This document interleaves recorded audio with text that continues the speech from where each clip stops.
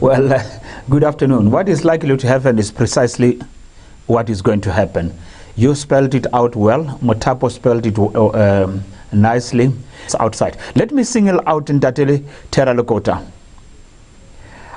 Many, even if they were to vote against the motion, I'm sure they will be haunted by the passionate plea and the substance of that plea. That some of us were in Robben Island, and more than half of you perhaps were not born or were not even politically aware. And those that taught me, they said the national flag and the national constitution shall be defended by all means possible and shall supersede even the interests of the African National Congress. They said so then, and he was just reminding them.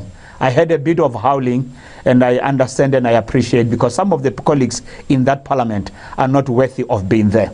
If indeed it was not for patronage, it was not for careerism, and it was not for the protection, right, that is expected as a gratitude or an appreciation of the positions given, they surely would not be there. With due respect to them, they know most of them are not worthy of being my representative in parliament.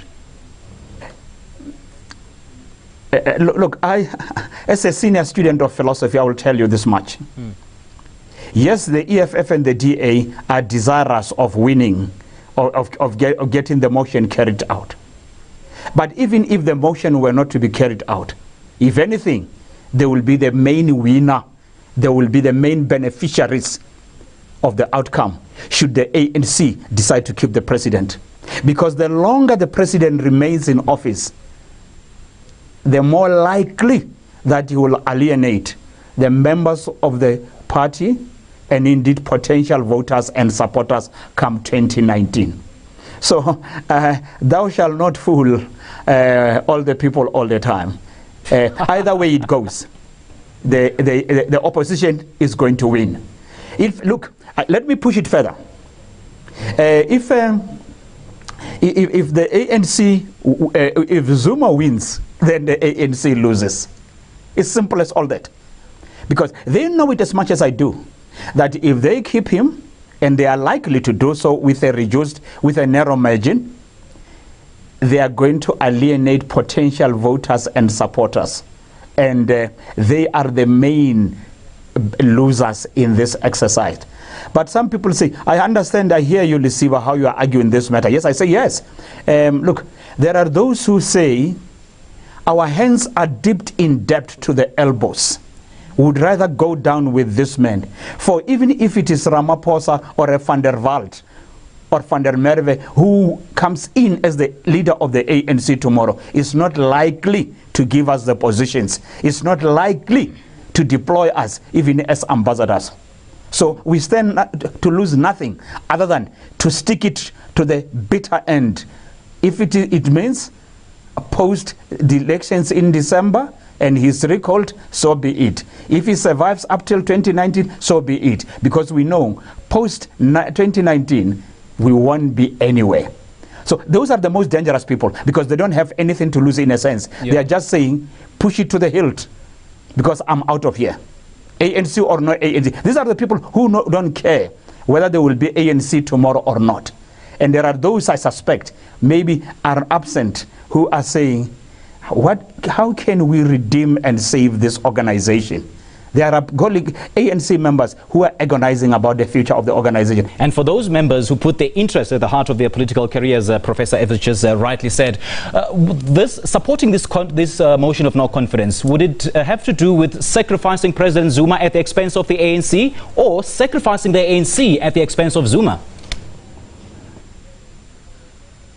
Yeah, either way you want to, whichever. Look, for me, it is easy to sacrifice Jacob Zuma for the sake of the ANC, simply because the man himself can't fault anybody there, right?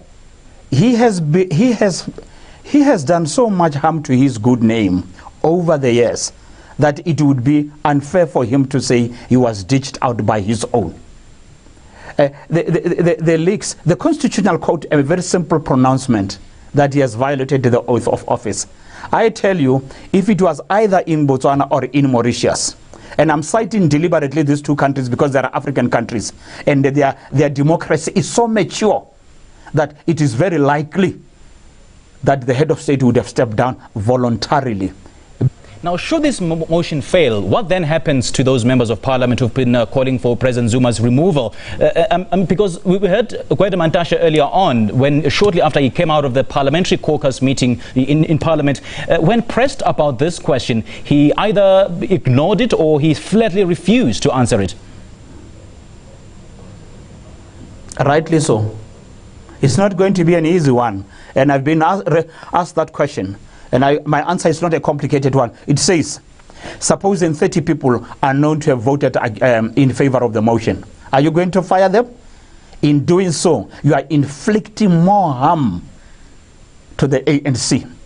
You are alienating more people who would have been sympathetic to you, right? That at least some did vote against, showing that there are still men and women of integrity, men and women who acted out of conscience and out of moral conviction. But if you act against those, rest you assured, right?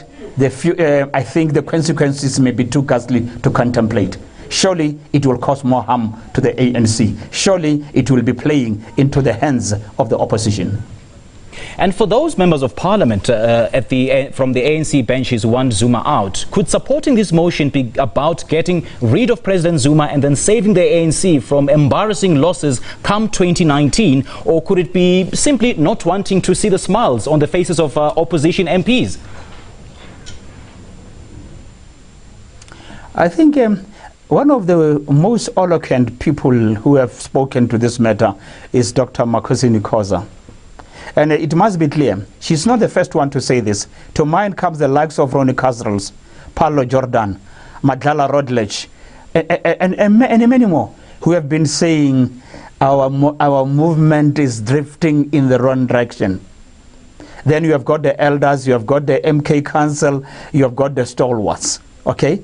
They are all saying it cannot be that because of one man, the once glorious movement is allowed really to collapse.